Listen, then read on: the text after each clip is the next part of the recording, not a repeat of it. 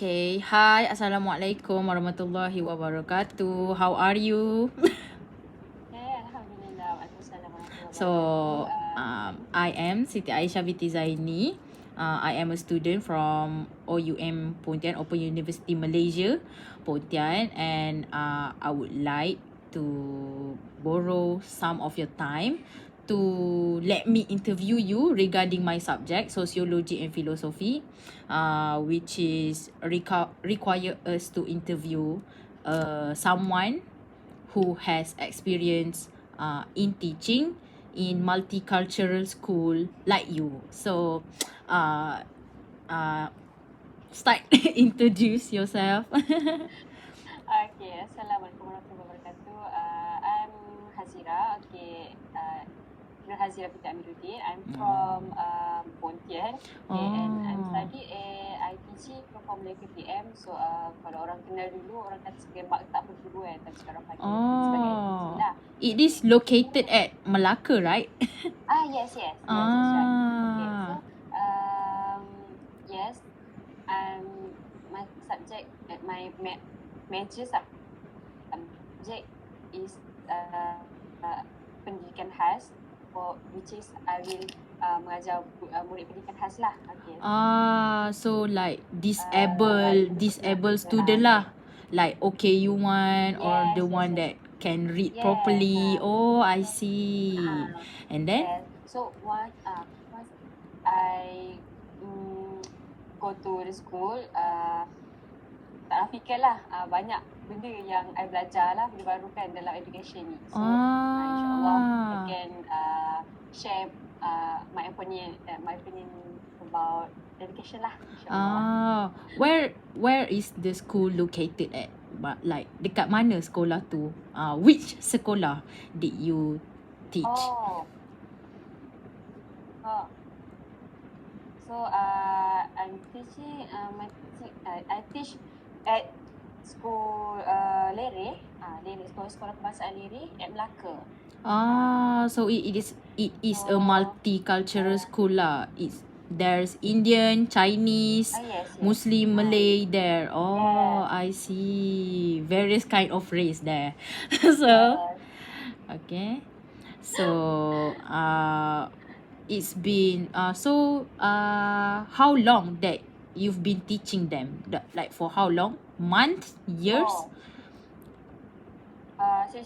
Just practical. So it's just I'm teaching in 3 months, which is I'm practice to be a teacher lah kan, in terms lah. So macam it will be the second practical, but at the new school lah, tak adalah, bukan dekat sekolah yang sama, sekolah Lere tu kan.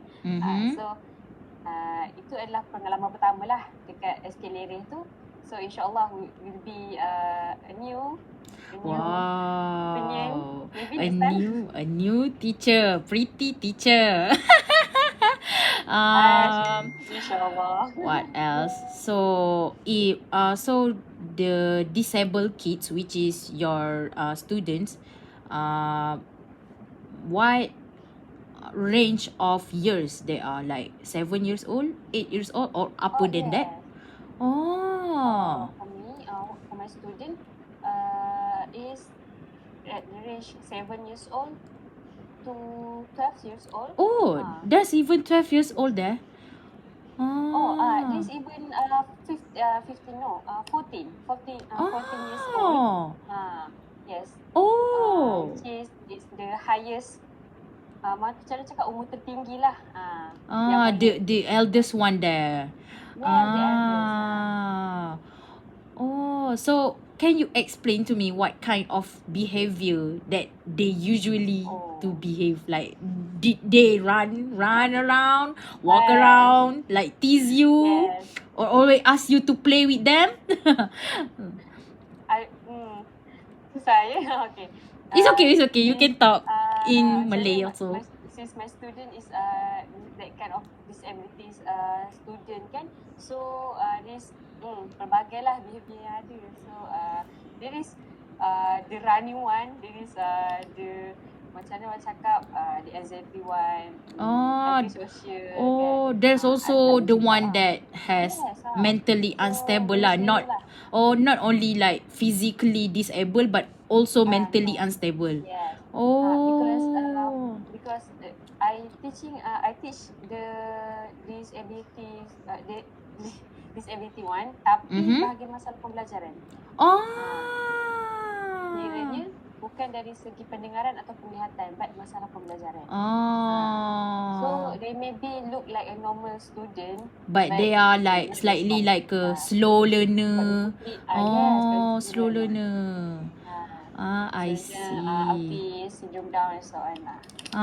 Okay. Okay, so the first question that I would like to ask you, Miss Hazira.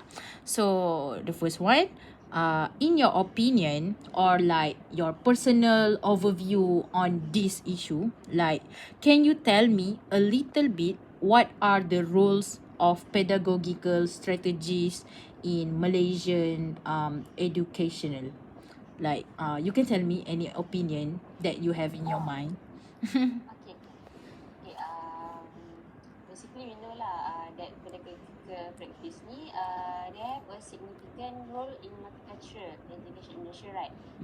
Particularly with relation to language variety, cultural inclusivity, apa lagi, cultural inclusivity and educational justice lah. So in my opinion, when compared to other nations, Malaysia's education system may have be a little bit unique lah kan.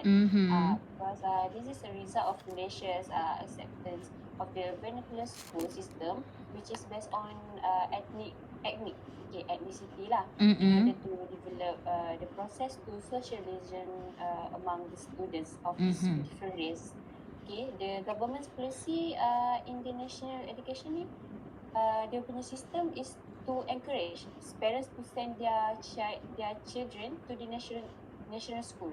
Okay, which is sekolah bahasaan lah kan. Okay, so the Malaysian people accept the vernacular education system ni as a compromise in the extent to for steady sense of national unity lah. Okay, so people personalities can be shaped in the single stream school while maintaining the peace of well-being of the health of the country lah, without sacrifice their student native cultures.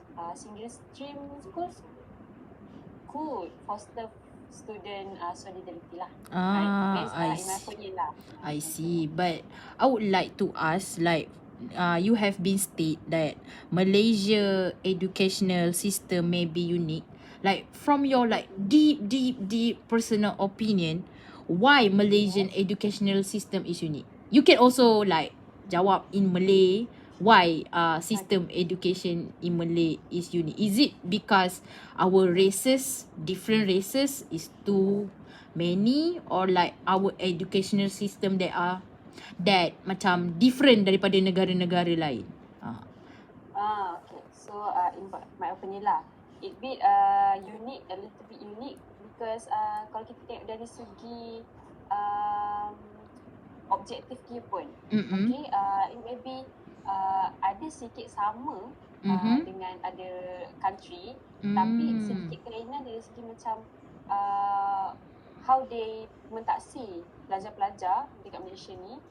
Like macam sekarang kita tak ada dah peperiksaan yang besar kan. Okay, everything in school kita paksa dekat kat atas murid ni dengan cara yang kebanyakan formatif lah. Okay, formatif secara yang mana kita akan, kalau kami lah dekat sekolah, dekat skin, kami akan buat like macam mana ujian diagnostik soalan lah, macam mana for their behavioral.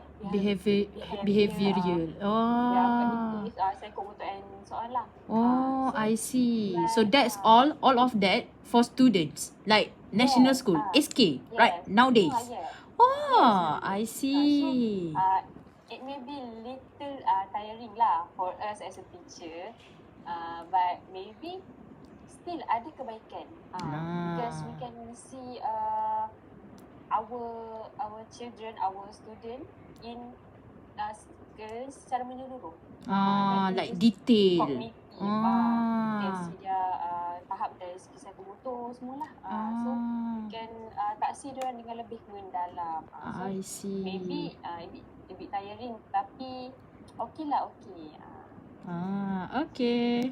Okay, the next question is, what are the challenges and issue when applying roles of pedagogical strategies in Malaysia, especially like industry, crucial part, which is linguistic diversity, cultural inclusivity, educational equity in multicultural education in Malaysia. So let me know your opinion, Miss Hazira.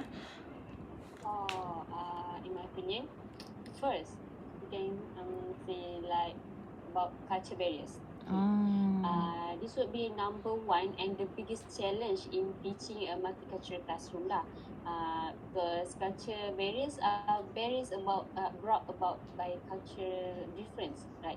Okay, so when talking about cultural difference ni, one must consider not only the language but also the customs, belief and clothing. So these aspects differ in every race, right? So it's become a problem lah in the classroom. Bila student ni start comparing or even worse, they start to questioning lah each other's punya culture. So a bit yes, macam tu lah. And teacher would be not want this type of problem to prolong. That's why teacher must think lah of way to solve. Okay, so it's the first one lah. Okay, and then one of the most difficult challenge for multicultural classroom is the festive season that occur in many children programs like Hari Raya, Chinese New Year, right? Ada Barbadu, Keamatan, and other various lah ceremonial days. Okay, so the solution to this dilemma is twofold. Okay, so one, we can celebrate this and other event in an inclusive way, where all the children can participate, learn and enjoy lah the activity. Okay, and then second, teacher can support multiracial and multi-ethnic children's celebration of each part of their heritage. Okay, and then of vital importance is that the child is not expected to put down part of his or her heritage to celebrate another part. So to increase the multicultural awareness ni, look for the books that include those cultures, create posters, artwork and bulletin boards lah yang would include multicultural children and adults. So make sure poster, school form, connection piece, magazine, pictures on the wall. Like on the wall calendars and others lah, other reflect those culture. So by including this like this in the classroom, students are aware of each other culture lah and norms and start to appreciate one another. So they will have a deeper understanding lah about each other culture. I see. Okay.